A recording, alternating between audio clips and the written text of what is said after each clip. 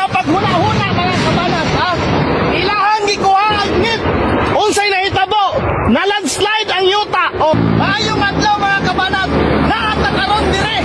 Kung asang ACI na nangita o gold. Tanawan ninyo mga kabanat. Ano? O, giunsa nila paghuna-huna mga kabanat, ha? Ilahang gikuha ang ngit. Unsay nahitabo? Na landslide ang yuta. O, tanawa. Imbes na makatabang sila. O, naghimo na hinuon sila nga makadelikado para sa mga tao nga lumulupyo dire. O, tanawa ninyo. Ang yuta, na landslide. Tanawa. O, diba? O, gumuho ang yuta tungod sa ilahang gihimo nga gikating ang net. Dire po. Dire mga kabanat. O, dire. O, kauni ang ebidensya nga niguho ang yuta kay ilahang gikating ang net. O, gitubuan na unta. Nanon to'y mga gamot sa kahoy nga mas muligon ang pundasyon.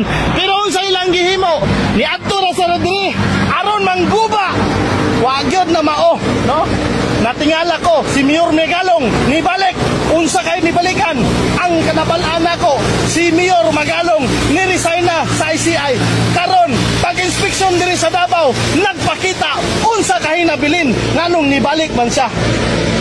Remember mga kabanat, sa balita ni gawas karon ang budget sa ICI kung wa ko nagkamali 41.4 billion pesos ang budget para sa ICI.